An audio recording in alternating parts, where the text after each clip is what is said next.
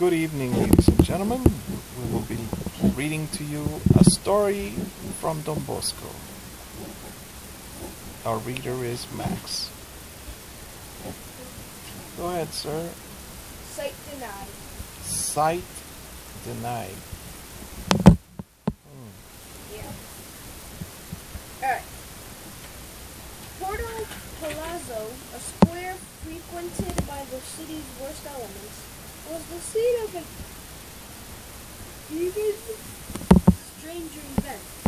Don Bosco, who taught catechism, where and when he thought it profitable to souls, and decided to teach little to the boys hanging around him. He struck up a conversation and was then casually led to talk around to the need for listening to the Word of God. Everything was going well, and the charm of his eloquence was having its effect. When some newcomers joined the crowd, they began to talk in loud voices to disturb him. But when he kept on as if he did not hear, started to heckle again openly. "Why don't you go home?" shouted one. "Who wants to listen to fairy tales?" shouted another. Don Bosco tried to silence them, but it was no use. They were clearly out to break up the gathering. "We don't want no sermon," said one youth. His name was Vada. "Get moving, priest." Trying to do something to stop the heckling, Don Bosco made his way through the group until he stood in front of the man. "If you want to be struck blind as a lesson, then you might listen. Come off it. Who you trying to scare? I'd like to see anybody blind to me." Vada's friend laughed at this. Vada laughed the loudest of all. He was still laughing when everybody else was silent and the others began to look at him curiously. But Vada seemed to keep on laughing and mimicking a blind man, throwing up his arms and groping in the air, until with a shock his companions realized that he was not laughing. He was crying hysterically and was waving his arms in the air because he was trying to grasp at something. As he moved towards them, they shrank from him in horror. "Where am I?" screamed Vada. "Where am I? I'm blind! Help me, somebody, help me!" Dropping to his knees in the center of the crowd, he joined his hands and pleaded desperately, "Somebody help me!" But not one of his friends dared approach him. All this time, Don Bosco did not move, did not say a word. Only when the others refused to interfere did he walk up to the sobbing boy. "Now do you see the power of God?" he said. Hearing the voice, Vada's arm groped in front of him until they found Don Bosco's knees. Clutching them tightly, he burst into the fresh flood of tears. "I'm Don Bosco! Pray for me!" he pleaded. "Pray for me! I ask pardon for what I did!" "Make an act of contrition," said Don Bosco, "and promise to go to confession. God will then give you back your sight." Yes, I'll recite the act of contrition. I'll go to confession. I'll do whatever you say." Don Bosco turned to the crowd and told them to pray to Our Lady, for it was she who was responsible for what had happened. When they had finished the prayer, he raised up Boda, led him by the hand to a doorway to hear his confession. To their amazement, they saw Boda's sight immediately restored and went home wondering over the strange powers God had granted Don Bosco.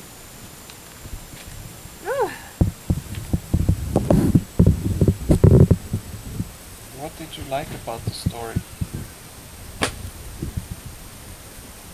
I think it was funny. At one point, he was like, "Get out of here, priest!"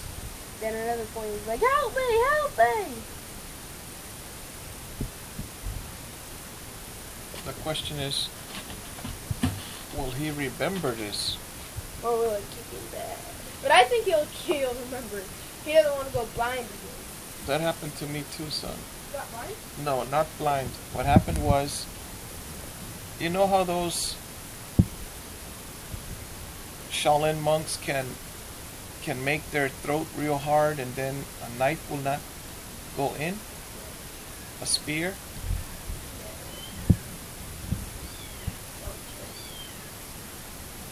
Are you touching the kittens? No. Good.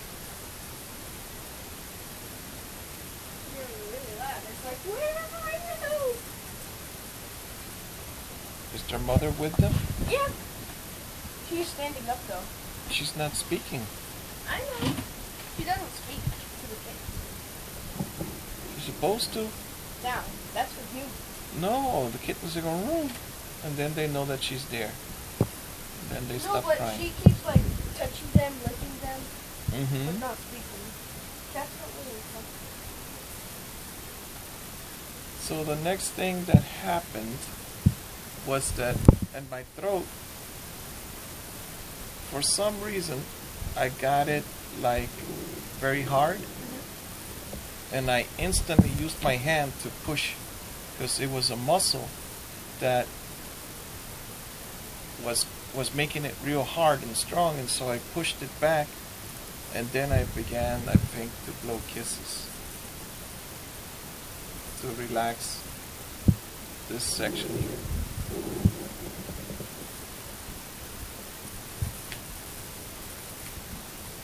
And I've made 1,000 mistakes. Like I told you how I burned my finger with a spark plug by unplugging the lawnmower. Wait, you did?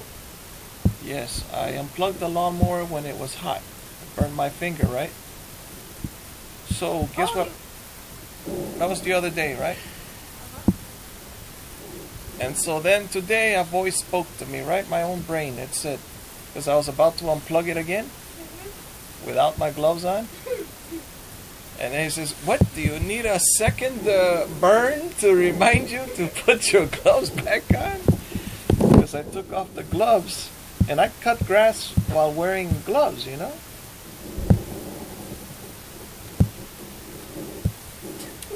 Well, like, what? I surely won't remember. And then something hit me in the chest, too. Something that flew out. So, turn that face down. Put the phone down. So the problem, Don Bosco's religion might be different than mine. He prays to the Our Lady.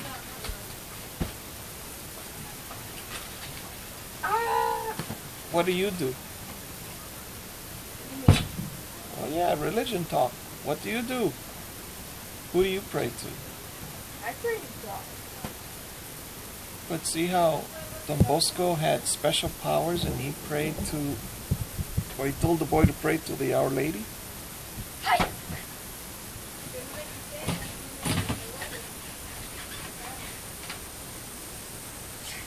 Thank you for going to the park with me today.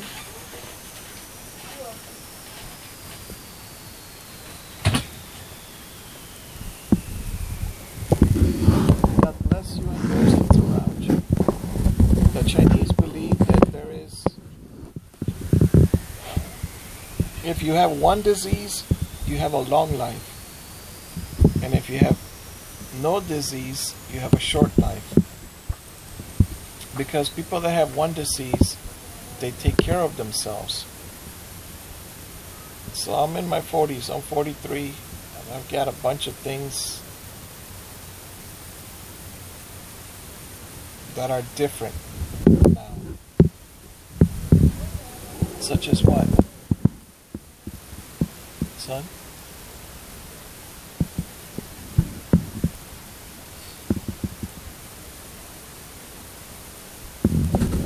Put that phone down. Yeah. You said go bless me, Lord, that's God. Go cut somebody's lawn.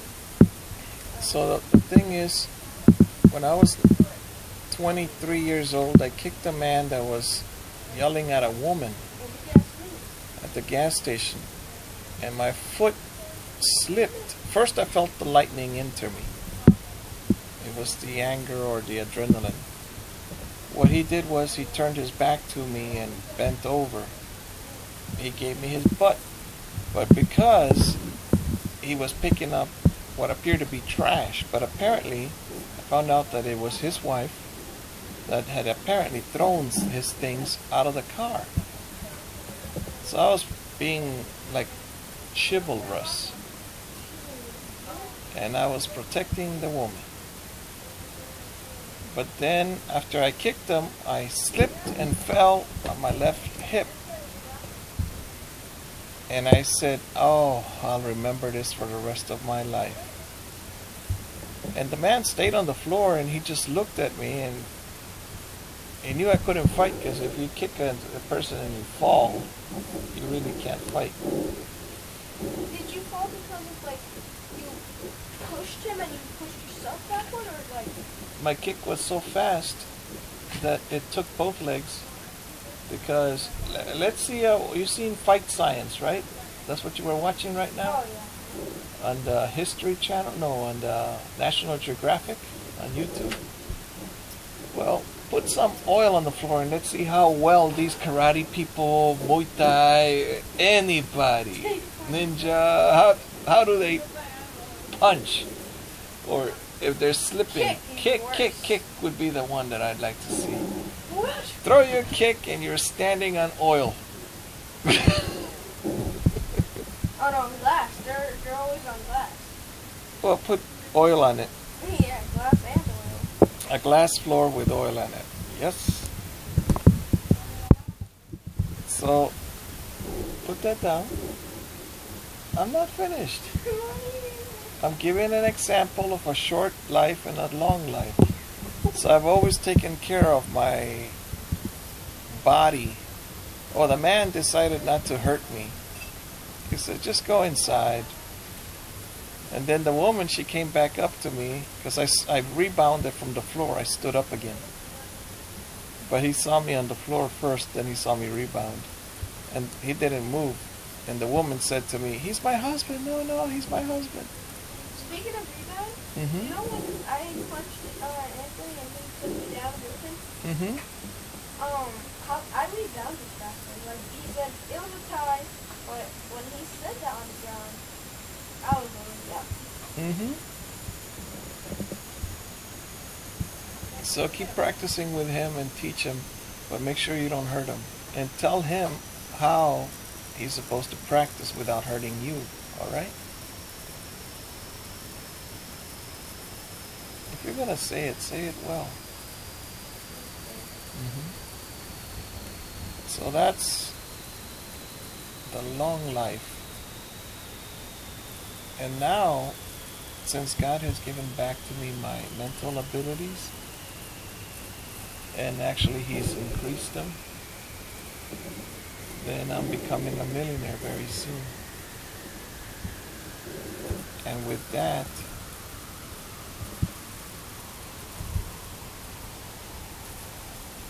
I'll be able to achieve the dreams that He wants me to achieve.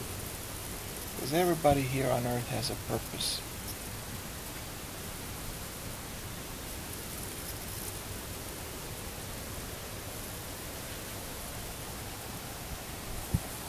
Are you falling asleep, son?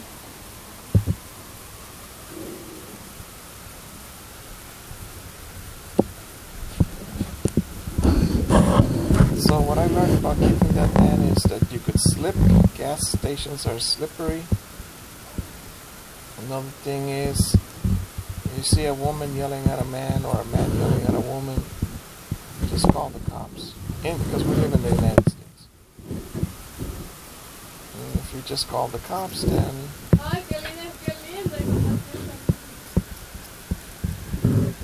if you, are you talking to me? What do you want to say?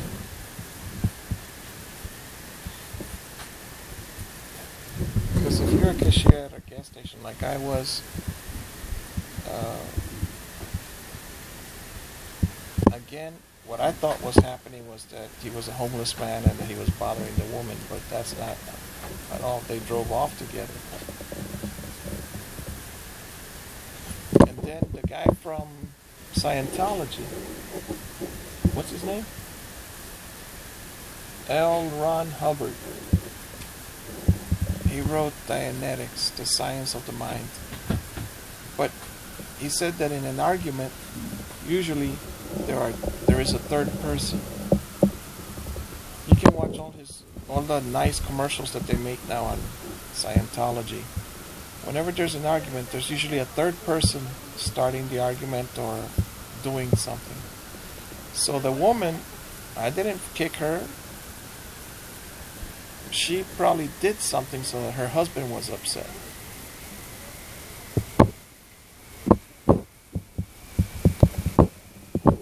That's how I got involved.